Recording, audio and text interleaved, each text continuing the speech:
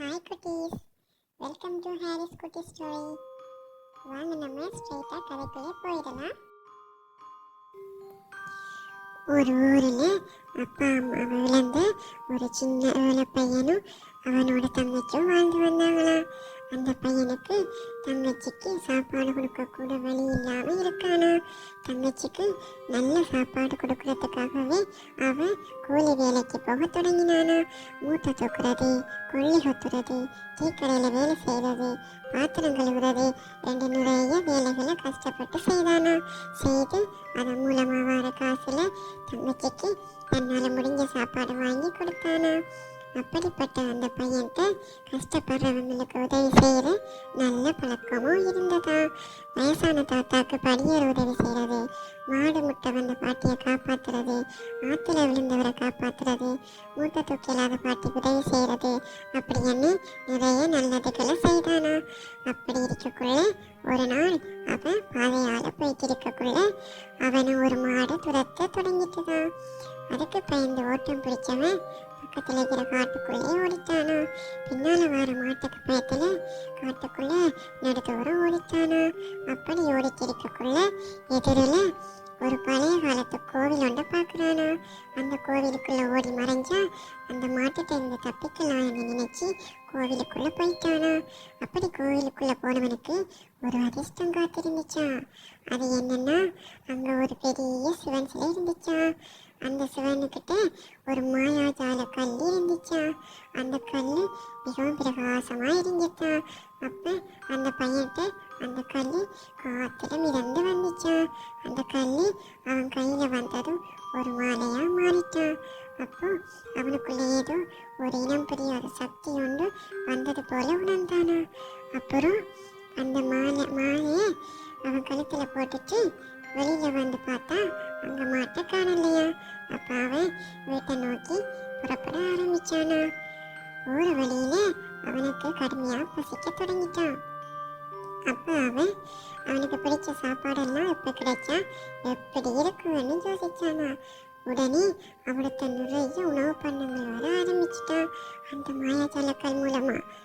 அதெல்லாம் சாப்பிட்டுட்டு திரும்பவும் நடக்க ஆரம்பிச்சிட்டானா. வழி தவறி போனவன் ஒரு ஆட்டுக்கிட்ட வந்து சேர்ந்தானா. அதை கடந்து போக வழி தெரியாம இருந்தப்போ ஒரு பானை ஒன்று என்ன நல்லா இருக்கும்னு யோசிச்சானா.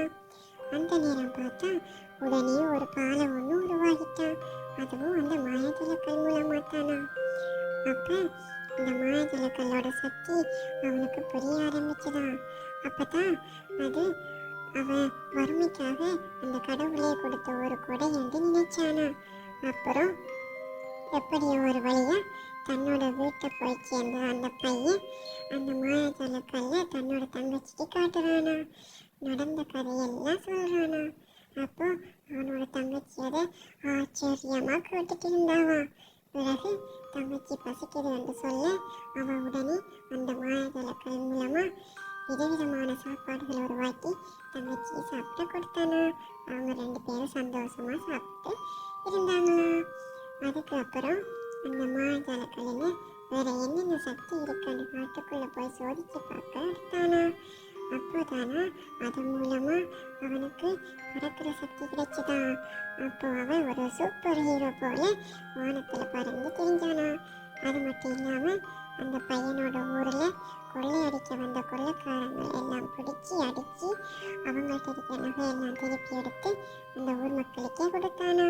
எப்படி அந்த ஊர்ல நடக்கிற எல்லா பிரச்சனையும் தட்டி கேட்கிற ஒரு காவல்காரனா நின்னானா. அப்போ அந்த மக்கள் எல்லாம் அந்த பையனை அவங்களோட ஒரு காவல் தெய்வமாவே பார்த்தாங்களா. அப்புறம் அந்த பையன் அந்த மாயாஜாலக்கல் மூலமா தன்னோட தங்கச்சிக்காக ஒரு கோட்டையே உருவாக்கினானா. அதுவும் அது ஒரு பறக்கும் கோட்டையா. அப்புறம் அவனும் அவன் தங்கச்சியும் ஒரு பறக்கும் பாய் உருவாக்கி அதில் ஏறி அவங்களோட கோட்டைக்கு பறந்து போனாங்களா. அந்த கோட்டையிலே அவங்க சந்தோஷமா வாழ்ந்து வந்தாங்களா. அதோட தங்களோட கிராமத்தை ஒரு செழிப்பான அழகான நகரம் உருவாக்கி எல்லாருமே சந்தோஷமா வாழ்ந்து வந்தாங்களா.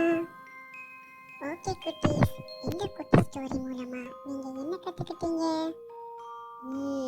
அதாவது நம்ம எந்த நிலைமையில இருந்தாலும் நல்ல பழக்க வழக்கங்களை பழகி மற்றவங்களுக்கும் நல்லதையே செய்து வந்தோம்னா அந்த கடவுள் நம்மளுக்கு ஏதோ ஒரு வழியில் உதவி செய்வார். அது மட்டும் இல்லை, நம்ம விரும்பினதை பெற்றுக்கொள்றதுக்கு இப்படி ஒரு மாயாஜாலத்தில் தான் வேணுமென்றில்லை.